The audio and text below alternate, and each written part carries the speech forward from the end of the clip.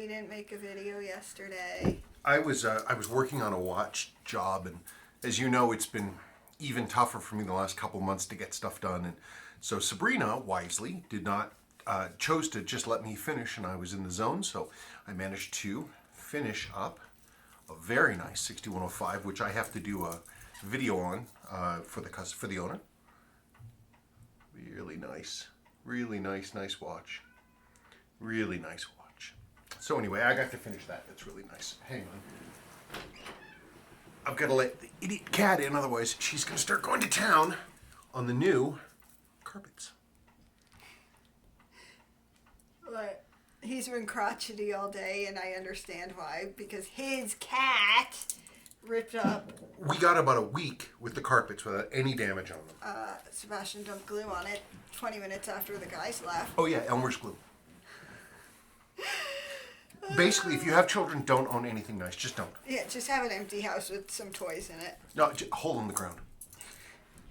That's it. And just, put up a little fence so they can't go too far, and hose them down every now and then, and just wait for the storm to pass. Okay.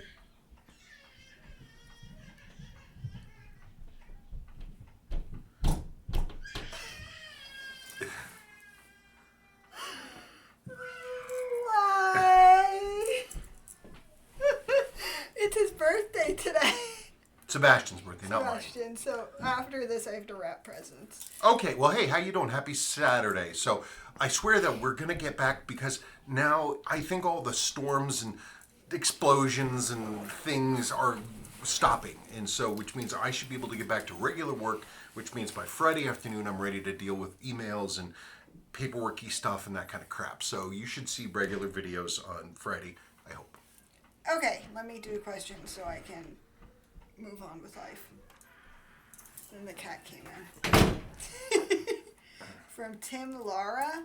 Speaking of Seiko QC issues, if a Quartz model has a second hand that doesn't hit the markers accurately, is that something that's fixable, or is it a luck of the draw thing that you are stuck with?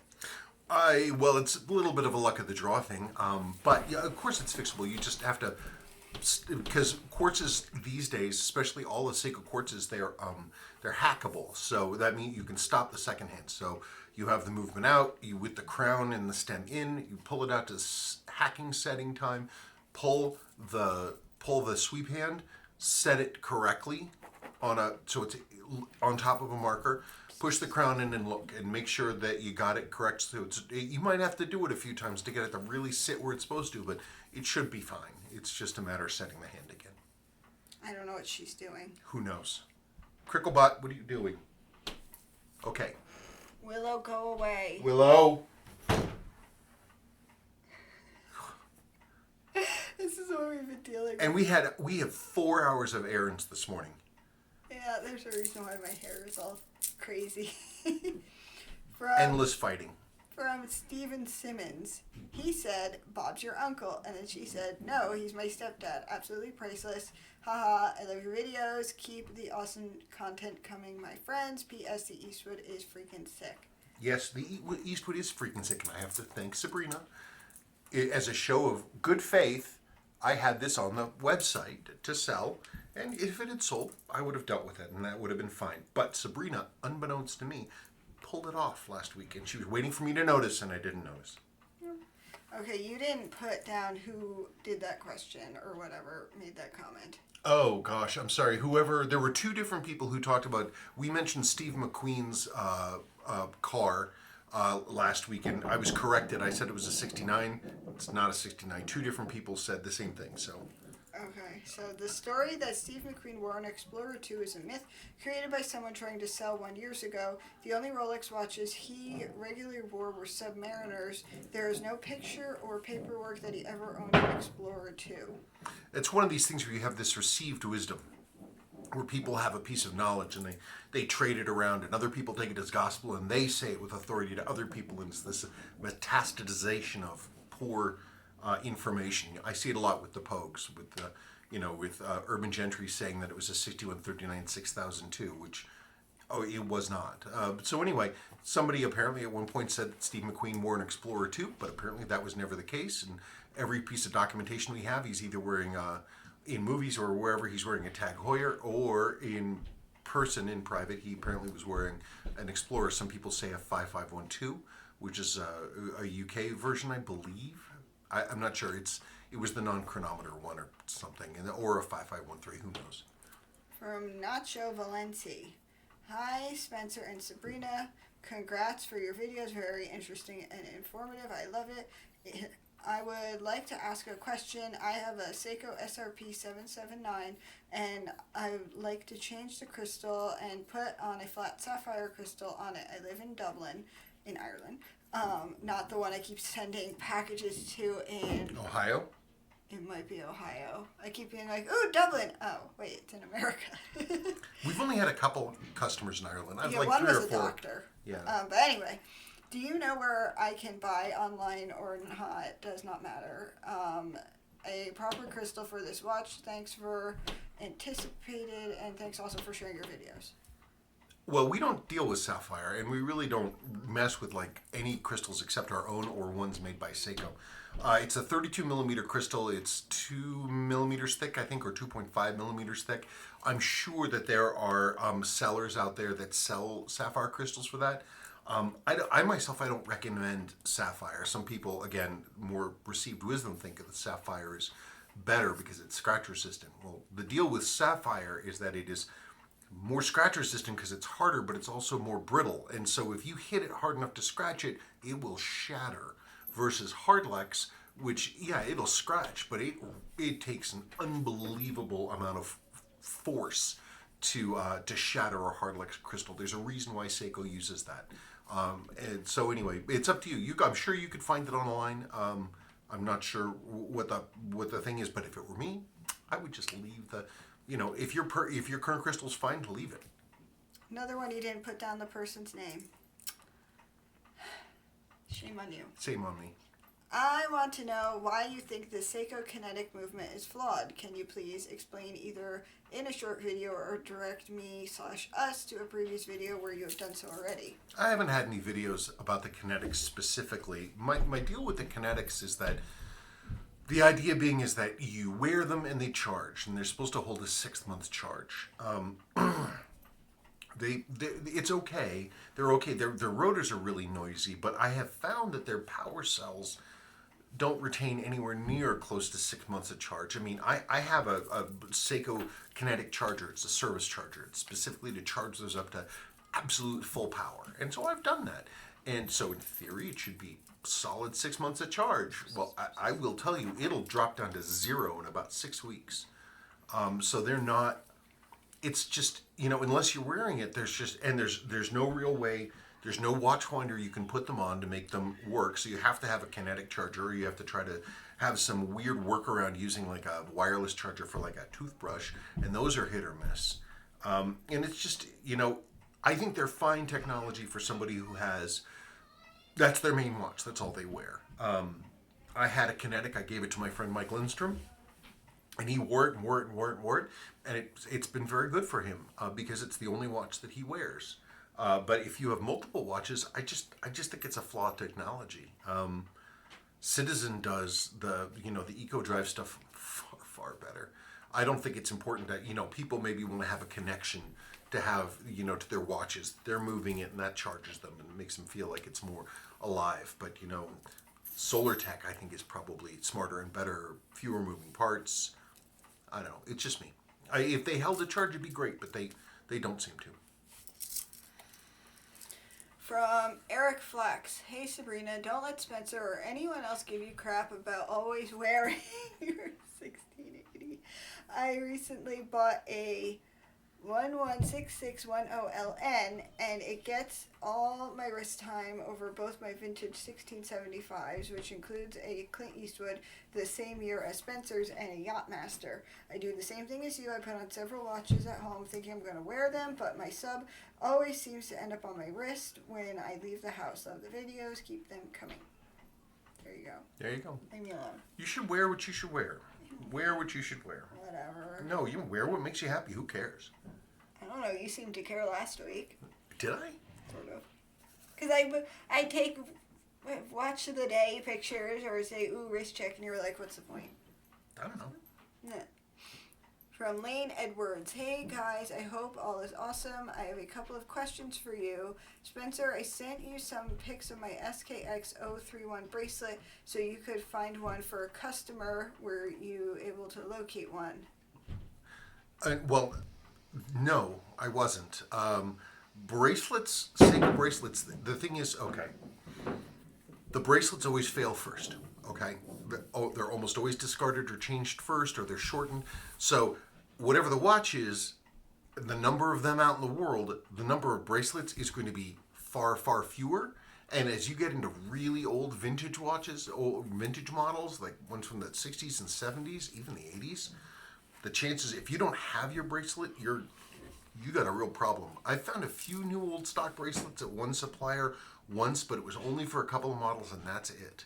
I don't know. The best thing to do, we were looking the other day. I pulled up, you can look online, and you can pull up, if you Google Seiko watch catalog in a year, Seiko watch catalog 1981 or 1977 or whatever, there are sites that have scans of like decades worth of Seiko catalogs, and you can actually look through the catalogs in full color, beautiful scans, and it'll show you what they originally came on, which is very helpful for your hopefully hunting down what the right bracelet should be.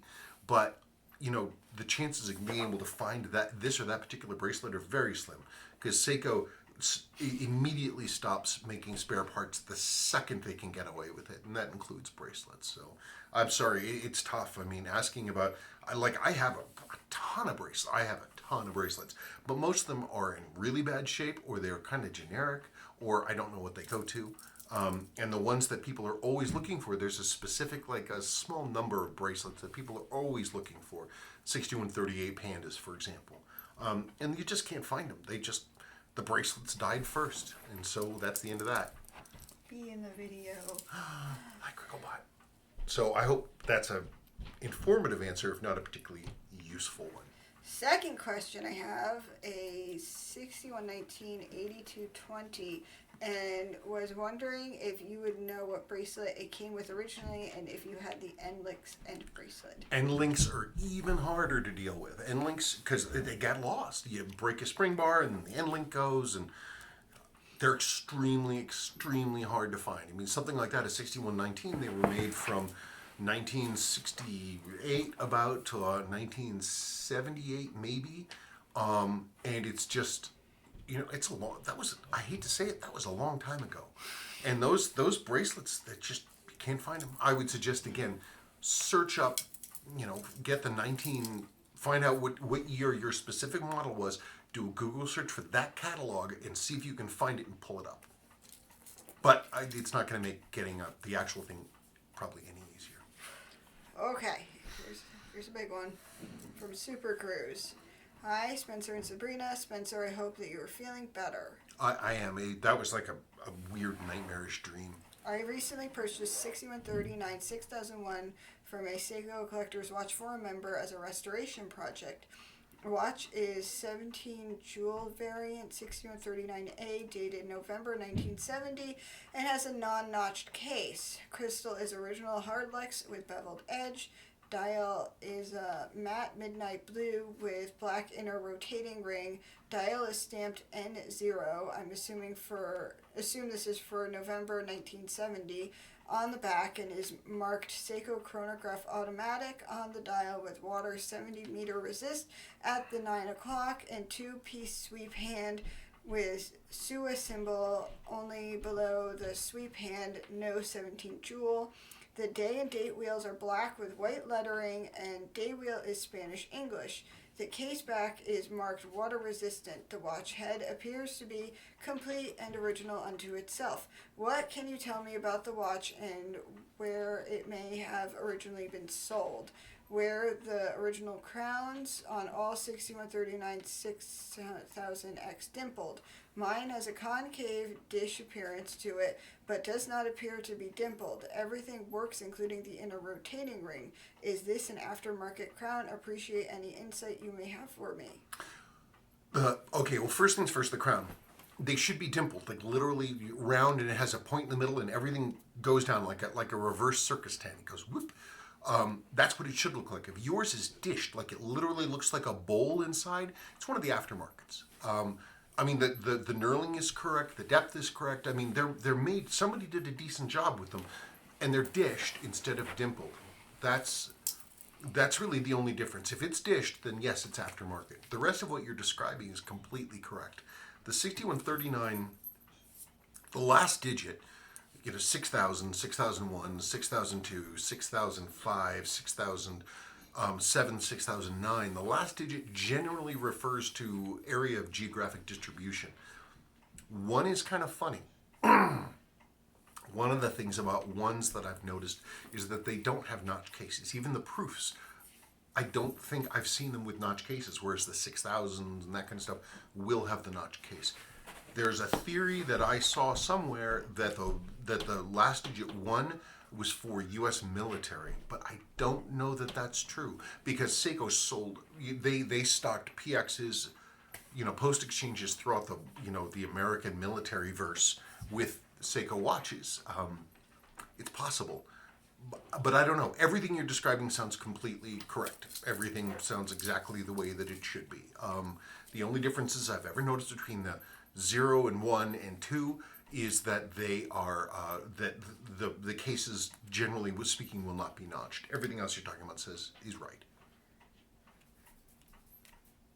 From Closeout Racer, McQueen's Bullitt Mustang was a 68, not a 69. Mach 1 package, not available in 68. And thank you for that, because the most important thing is we're never going to learn if people don't give us correct information if we're wrong.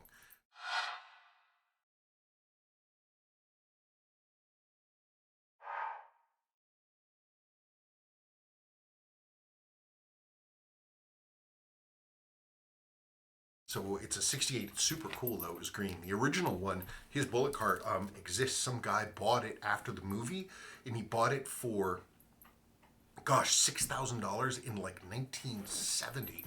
That's a ton of money. There was a huge article about it that you made me read because I like that movie. Yeah, I mean, I'd love to have a 68 Mach 1. I think that'd be great. No, seriously, I would. It's a death trap. Doesn't matter. No. I mean, well, yeah, McQueen's actual one is a death trap because it was never restored. Well, I mean, it just... The tires are 50 years old.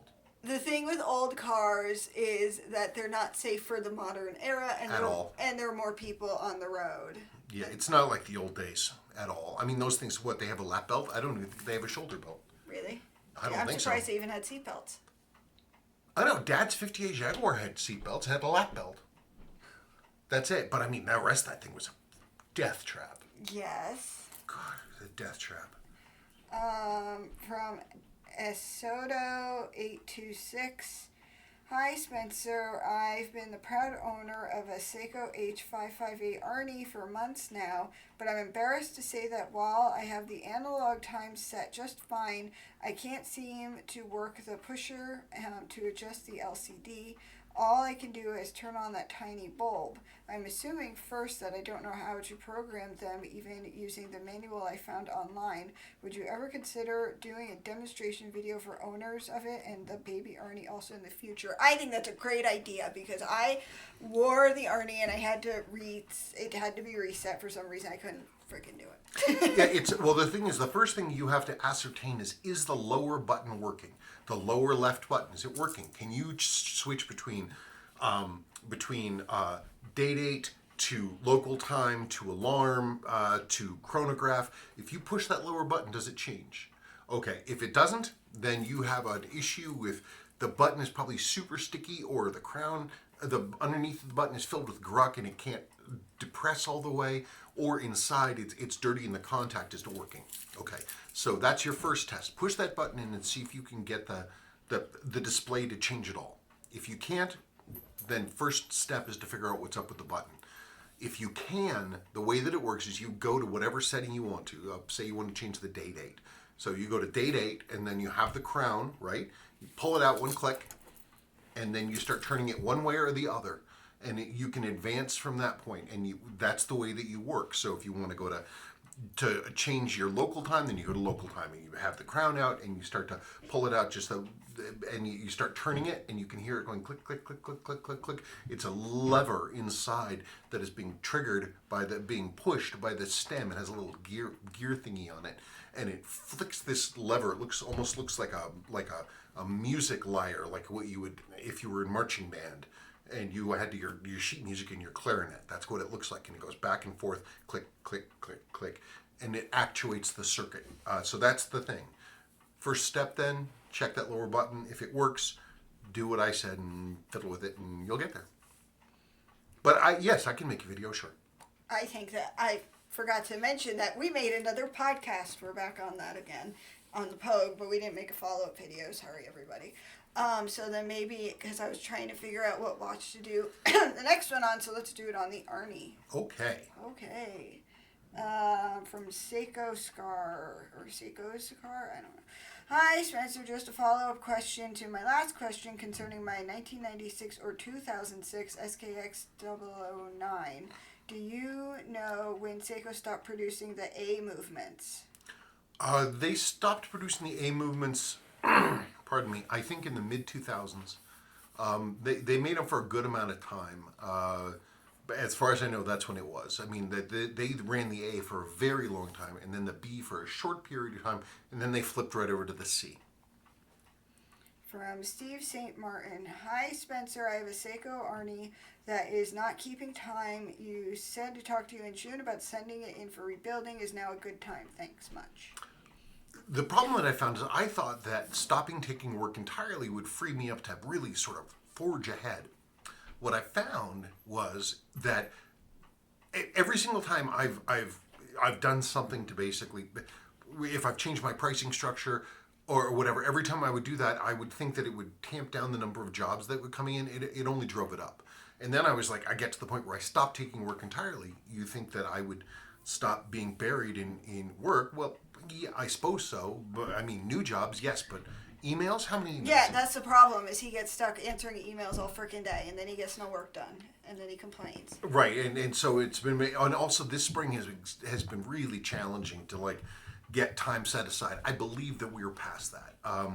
I still have 127 jobs in house. I just went and counted them. That's a lot of work. So at this point, I'm thinking probably 2020. When the time comes that I do start taking jobs, I will have an announcement video. I do not believe that I'm going to be able to take every single job that comes in, which is probably extremely frustrating and upsetting for some people to hear. I just don't, I mean, what else can I do? I mean, if I open the books and I take everything that comes in, I'm going to be buried with another couple hundred jobs, literally. And then I'm going to have full days spent doing evaluations, and it's going to be tough.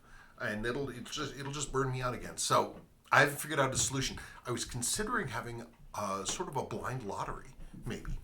So I'm not picking and choosing. It's whatever, We can. fate says. Oh God, I was gonna say that we could get a lottery thing like Yolanda Vega, but then I realized that only if you're from where I'm from in New York, you would totally get that, and most people aren't. So never mind. I don't know. We'll figure it out.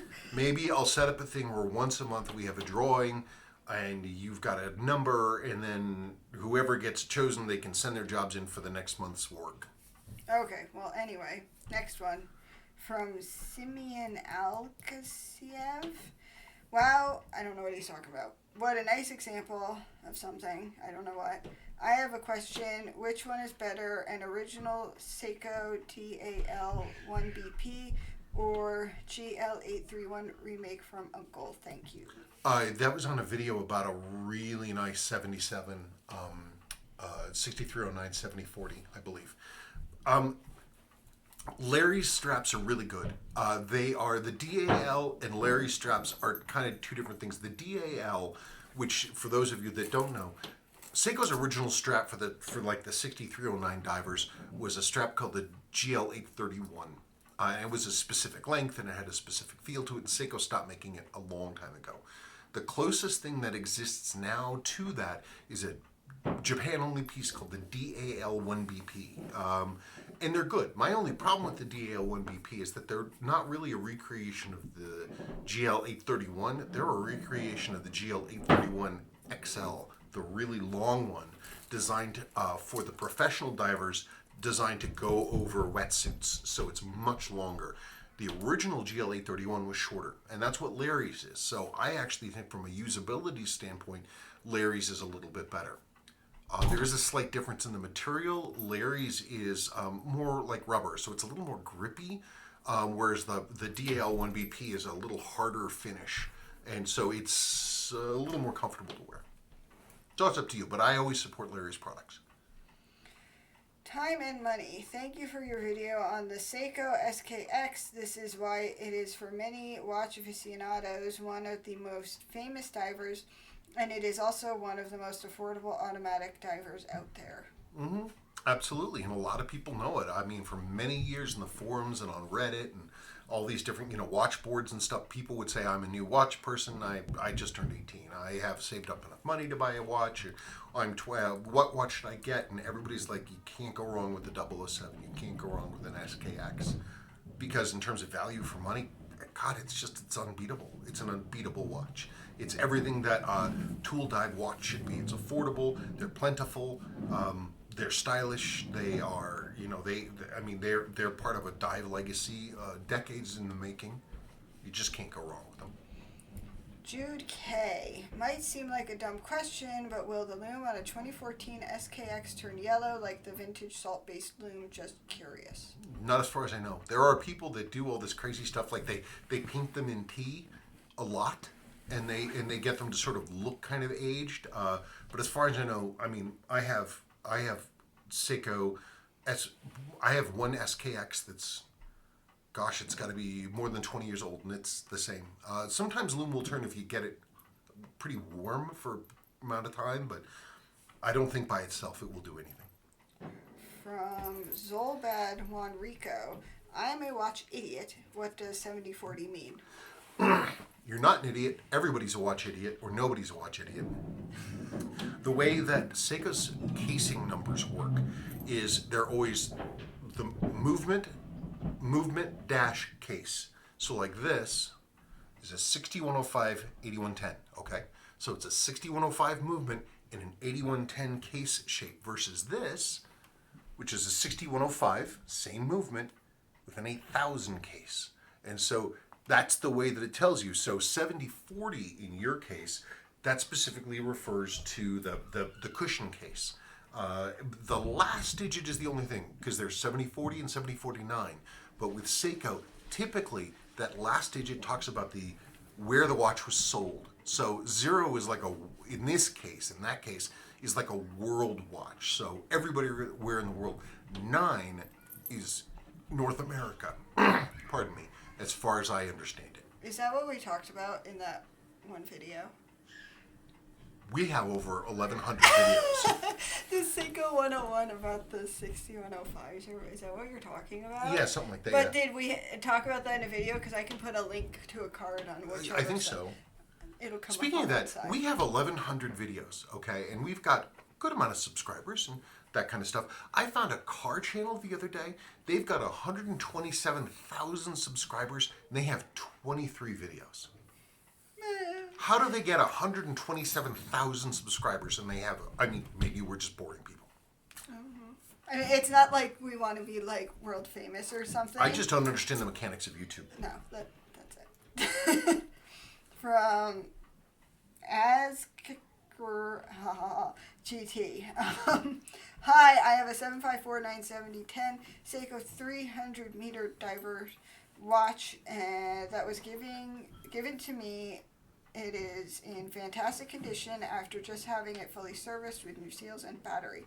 The rating on the back says battery replacement starts at 1981 through to 1990. Really unsure what year it is. Is there any way to find this out? Cheers, Steve. Okay, so there's your battery replacement guide. It's this grid here, and so you're supposed to put a peck on there when you change the things. You have a quick way to look to see when the battery was, so you don't have to compromise the dive seal to see how old the battery is. It all depends on the digits. This watch, the numbers on this watch, first two numbers on this are 37. So this is I wasn't listening. I was looking 37. at the cat. 37. 37, 1977? 1973? I don't know. July 1983. I don't know what watch you're looking at. Oh, sorry. I've been watching the cat in the camera, and then I'm looking at her. So July 1983 is when this watch was born, and so the year markings are 80, 85 to 87, 89, and there's one battery change mark just a little bit past 1985. So it should be, you should see a first mark if there's gonna be one before that. But these watches, they were made from the mid 1970s to the middle-ish 80s. That's when it was. So that should tell you your scale. The scale is going to start a couple of years after the watch was made. This is the last one. Stephen Moore. So another question. As you know, Spencer, I love my 6119 6023. Underrated models. But I've been looking for a 6119 8140.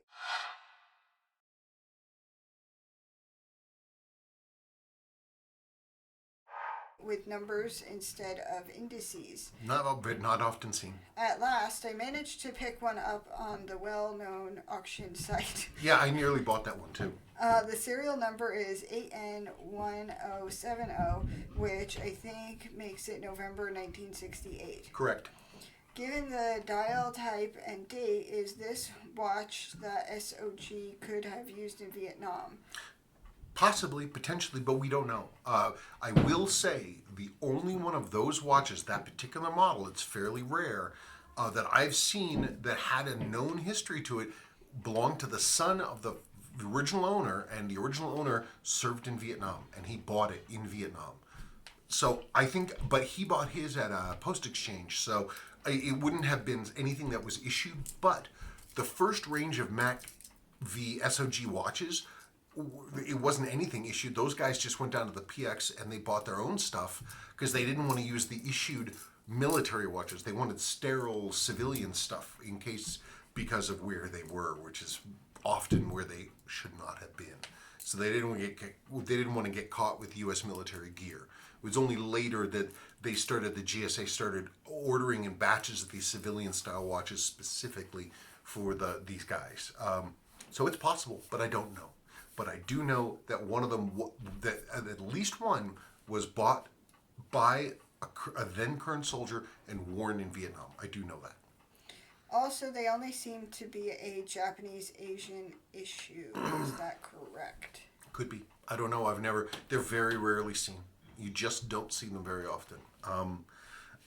So it's possible. I don't know. I haven't seen much about them.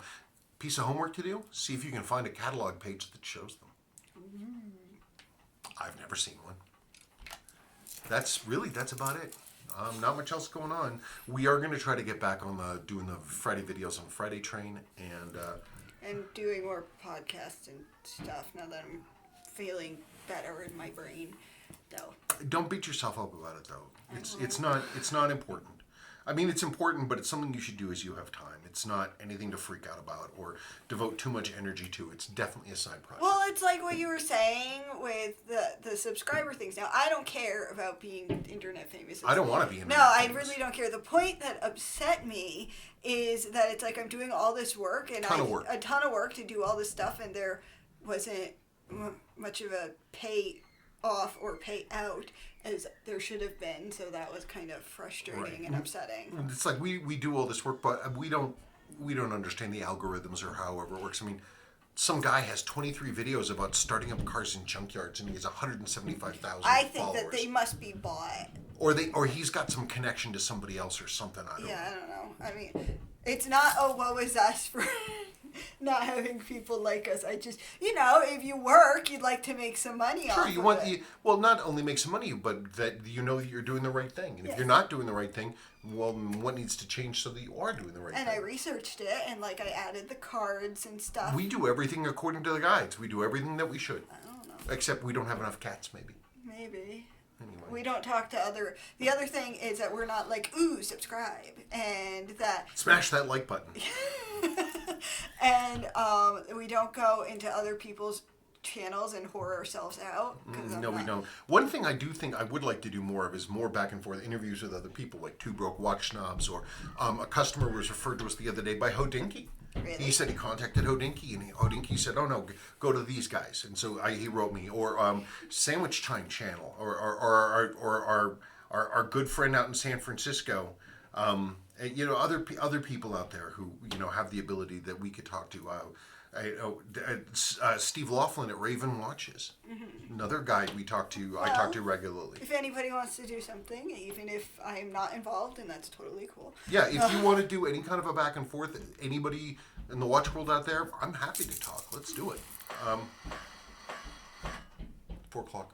4 o'clock. I need to make mac and cheese and wrap presents. Oh, yeah, it's right. Sebastian's birthday. We keep forgetting it's his birthday. We do. Happy Saturday. Happy Sebastian's birthday. And thank you for watching this video. And Kraken says hello. And that's it. Okay, thank you so much.